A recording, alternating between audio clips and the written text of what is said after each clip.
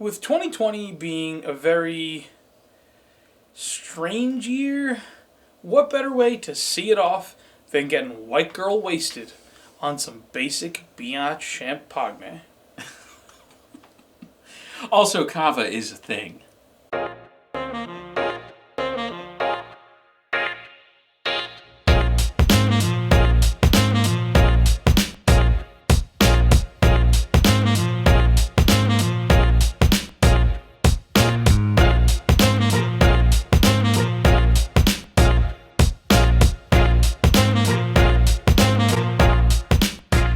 Everybody wants to be the cool guy that shows up to pop bottles at the New Year's Eve party. But nobody wants to be the guy, like I was last year, who shells out $70 on a bottle of piece of shit verve. Well, first off, if you're headed to a party of peasants, they aren't likely to share your enthusiasm and hobbies for stuff like this. So they're probably not going to quite appreciate the value proposition of an 87 Krug or an 04 Dom Perignon. With that being said, the first bottle that we're going to be introducing is this bottle of Paul Roger non-vintage, which I picked up at the local liquor store around the corner at just under $45. That's right, a genuine champagne that is made in the old-fashioned champagne process for under $45. Pretty frickin' cheap, let me tell you. This bottle is accessible enough to bring to a party, bring a couple even, and have some fun with it while not feeling too bad about people not really appreciating your sabering technique.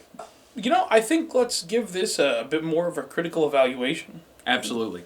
So I had just cracked this bottle open, not sabering it, unfortunately, because my apartment doesn't really allow for that. But I managed not to squirt it everywhere, unlike the Gosset, which that was a fun video. I'll have to link that one as well. Oh no!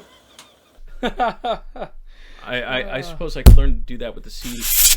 Oh no! Learn to do that with the CD. Oh no! Learn to do that with the CD. Oh no! We're evaluating this champagne in a flute because that is what you pour champagne into, is a champagne flute.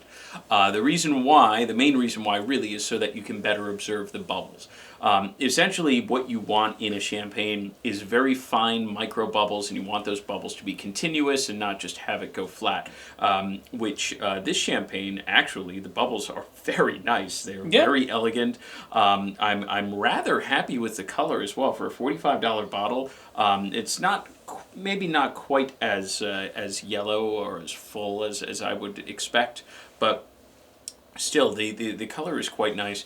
And the aroma, you were commenting on, the aroma, it had that yeasty sort of chalky aroma that we're used to with champagne that is tremendously more expensive. And on the palate, I'm getting a lot of freshness. Definitely like a crisp pear. but King apple as well. For sure.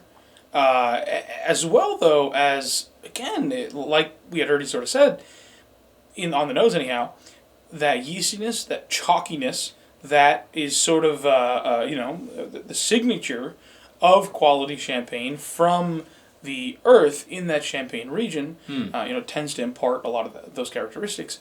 And it usually is a pretty expensive bottle that you buy that portrays that accurately, but this does a good job.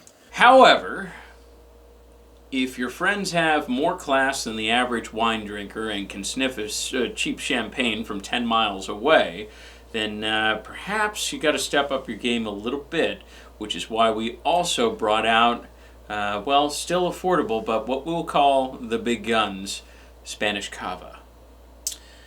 With Cava, you get the bubbles, you get the fun, and because nobody really knows what the hell Cava is, you tend to get some crazy good deals as well. So we're going to polish these off, and we will be back, from your perspective, in a second, with the Cava. Alright guys, so we are back. We've cracked open this lovely bottle of Cava here from Spain. and it is the Recaredo Terrer Brut Nature Gran Reserva. It's a vintage 2018 cava. 18, 13. Oh, 2013. You know, Yeah. I'm just white girl wasted. Also, I'm sure that you said all the words on that bottle correct, I bet. Oh, no. I would guarantee that I at least I got 90% of those wrong. I think you did. The sparkling reindeer antlers indicate that I was absolutely incorrect. Pretty darn sure. Santa trusts his reindeer for a reason. We picked this guy up from our favorite local liquor store called All Star, actually. All Star Wine and Liquor in Latham. They're really fantastic. They did not have a huge variety of cava. This was one of just a few bottles. Unfortunately, which is funny because they have a huge variety of basically everything else. Pretty much, anyway. But, yeah, honestly, it seemed like a really fantastic value. It's a 2013 vintage. Yes. Came in at only $35. So, Not too shabby, really. not at all. But let's hop in. Let's give it a little whiffarino. So I'm definitely getting like the yeast on the nose, not as much fruitiness as the Paul Roger. Like almost like a wheat wine honey type thing. Yes, Yeah. definitely getting like that light honeyed sort of flavor. I think it's very nice, very pleasant. Good on the palate. Yeah, give it a go.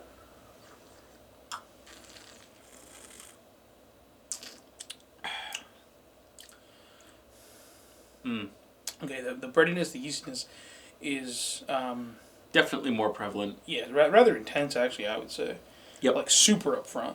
It definitely is up front, but it leads to that honeyed finish, which is very nice. Yeah, almost like a... And keeping in mind, of course, this is a good $10 less than the Paul Roger that we just tasted. In terms of complexity, no comparison. Cava is essentially, or what should be, the Spanish version of champagne. A lot of cava is made in the same process that champagne is made, with the proper dosages made to age in the bottle. Ah! French to- champagne We will have to has link that always been commercial. heralded for its excellence. And there's a new type of champagne called cava out of Spain. It's vintage jaded, like the best French champagne.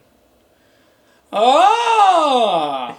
We'll have to link that video as well. Who was that guy again? It's Orson Welles. Orson Welles. Yes. But that being said, if you want to bring something that is not for the notoriety at your New Year's Eve party, but is for the flavor profile, pretty easy to recommend. For sure. But I think that about wraps us up. Definitely. Guys, if you like what you see, give us a like. If you like what you hear, subscribe. If you really like us, tap that bell. Also, check us out on social media. We are on We are on Facebook, Instagram, and believe it or not, we even have a Twitter.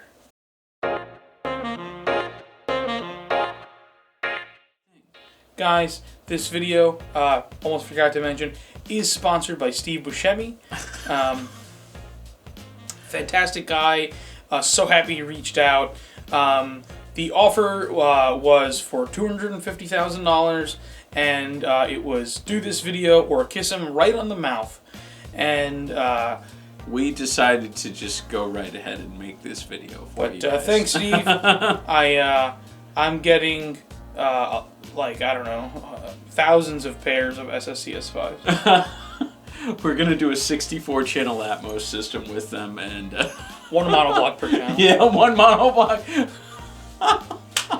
One Class A Delta mono per channel. Yeah. And we're going to do, like, what's the JBL, but it's Lexicon, but actually it's Arcam processor. It's like the SDP55 or something like that. Yeah, we're gonna do that. Yeah, we'll go ahead and do that. What's the? It's actually a Trinov that's a Lexicon. That's an Arcam.